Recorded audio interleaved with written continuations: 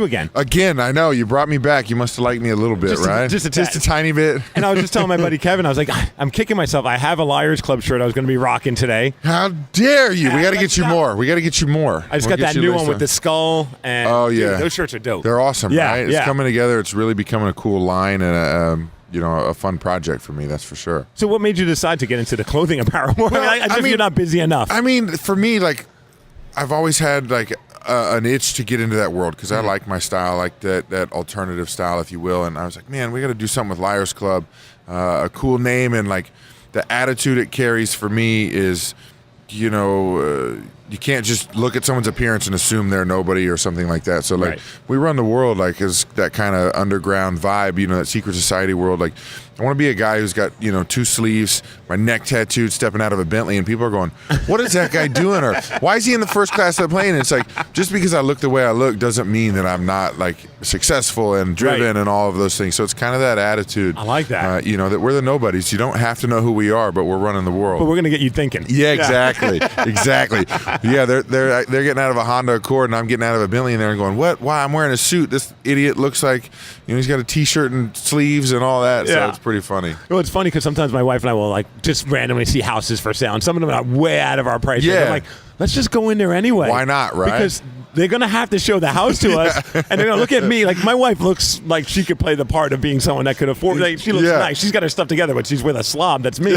And I'm like, let's just go in there and see what kind of reaction. It's awesome. Sometimes the reaction is worth every bit of it. I'll go in, like, I'm a big watch guy, so I go in jewelry stores, and it's so funny if I'm not with my wife or something like that, they won't even ask me, hey, do you need any help? Right. Yeah, they're just like, this guy's got jersey shorts and a T-shirt. He's not buying a Rolex. And I'm like, hey, you idiot, I've got 2 of them. It's that kind of thing. So that's where Liars Club kind of comes from. I didn't know that. That's an awesome backstory. Yeah, that's my favorite thing is when you kind of just shatter somebody's perception. I love it. And I absolutely love it. So who else got involved with that? Like, what made, like, did you have a certain people that you were wanting to work with, or is this just fully all it's fully, your... Yeah, it's like, awesome. a brainchild of me, and I've got a buddy that helps me out with the artwork, and, just trying now to make it grow. I want to do that kind of global takeover. We want everybody rocking it. I was walking down Bourbon Street last night, and I saw a guy wearing a Liars Club shirt, and I was like, man, that's cool. Like, when you see somebody wearing it. It's the same when I see, people with my, Baron Corbin shirt on. I was in a restaurant the other day in West Virginia, and a guy comes up and goes, hey, is this you? And he's holding my action figure.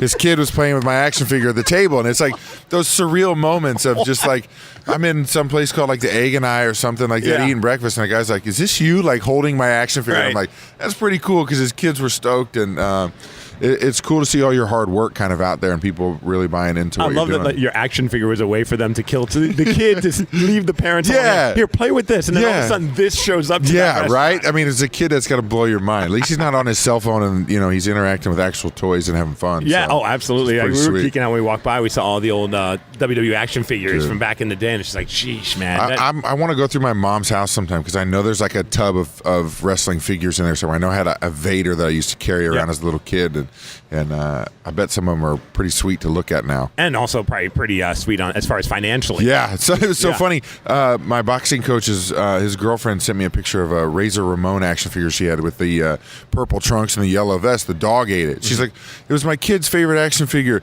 I got on eBay. It was like $170. She was like, how did I not know this? It was pretty surreal. Dude, it was like, I was telling one of my buddies, he was showing some of the old AWA action figures from back in the day. And I'm like, oh, man, my favorites were the Road Warriors. He's like, do you still have those? I'm like, I don't know. My mom might still have them at the house. He's like, they're worth a lot of money. Yeah, you got to get out of the hands on box. them. And then he showed me ones that were in like the package. It was like $500. I'm like, that's crazy. Yeah, I could get that Rolex. Yeah.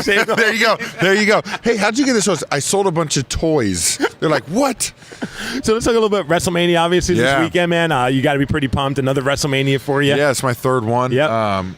And every time you come out here, it's just so surreal to see Access and be a part of it. Like, I was here last night on the opening of it, and there's thousands of fans already walking through the building, and the streets are filled with fans, and you're seeing the T-shirts and, all these different worlds of wrestling fans coming together because they come from everywhere to come to this show. They're coming from Europe, they're coming from France, they're coming from Australia. Like, it's unbelievable how many people come into one place for this grand show. Like, it's crazy. And then the Energy Sunday is going to be out of this world. Oh, I can't wait. And I'm excited. It's funny because you show up here and at the car rental place, like, so what's going on exactly? I'm seeing a lot of it's like all walks of life. Yeah, wrestling, it is. That's what I was trying to tell one of my buddies. I'm like, with wrestling fans, you don't have one set demographic. No. It's everybody. Yeah, and some of them even surprise you. Like, Right. you'll have a 60-year-old woman who'll come up and like, I just love watching you on SmackDown. And you're like, what?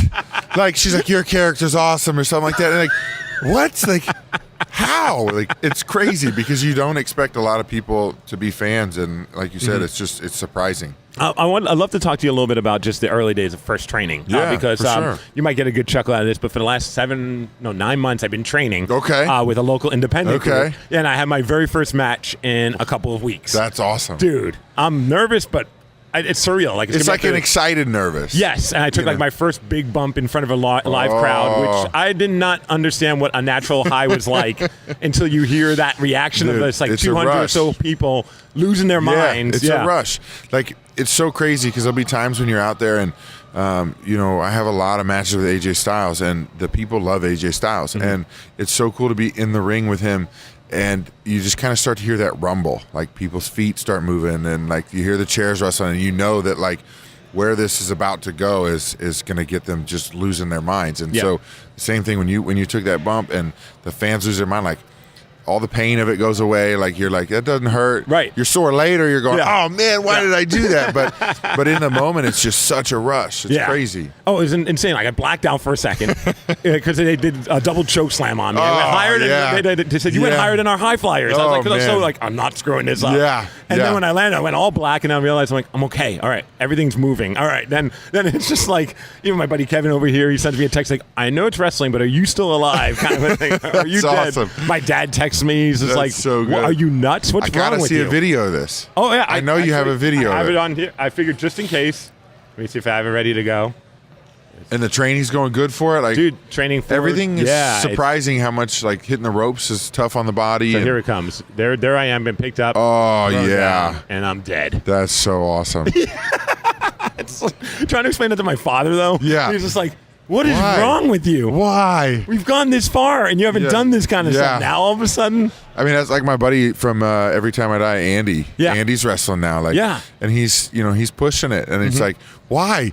You're on a stage playing rock and roll music, and he's like, I love it. It's like, you're insane, man. it's a high that I've Yeah. never experienced, and it's crazy. and just the bond. I mean, I'm speaking to the Yeah. choir. I mean, it's just Yeah. like when you all of a sudden put all of your trust into another human being, you kind of become a quick bond. Yeah. It's amazing the connection you build, when your life is on the line in somebody's hands. And Yeah. it's crazy. So, what advice would you have for someone like me?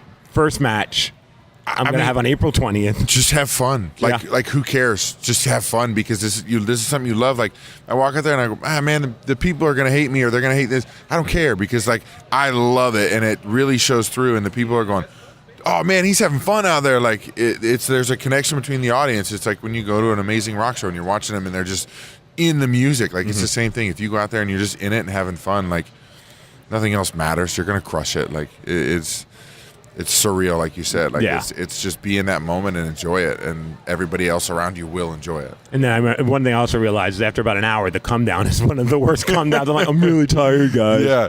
Can someone take me home? We do that, and then we drive 3 hours, 4 I don't know hours. how you do it, man. I drove 40 minutes, and I was yeah. like one eye open kind of a thing, eating as much candy as possible. Yeah, dude, because it's that emotional rush. Yeah. Like, it is for me, getting psyched up, going out there and, trying to lose my mind. And then you got to come down and try to chill out and make the drive. And it's a tough road people don't see. They only see out there in the ring. But absolutely, the life on the outside is crazy. It's a physical grind. It a is. mental grind, too, I'd imagine. 100%. Even more so. Keeping your sanity is tough sometimes. But that's the awesome part. Like, is the ride of it. Yeah. Well, Baron Corbin, I appreciate it. And good. one last thing, if you wouldn't mind, since I'm talking about the whole wrestling thing, would you mind just giving a message to the guys that I'm wrestling and tell them that they're called the Hellfire Club? Hellfire Club? Yeah. Yeah. I mean, if you mess with my boy Steve, the Hellfire Club, I'm going to show up too, and we're going to throw a beat down on everybody out there. That is if you survive him, which I doubt you will.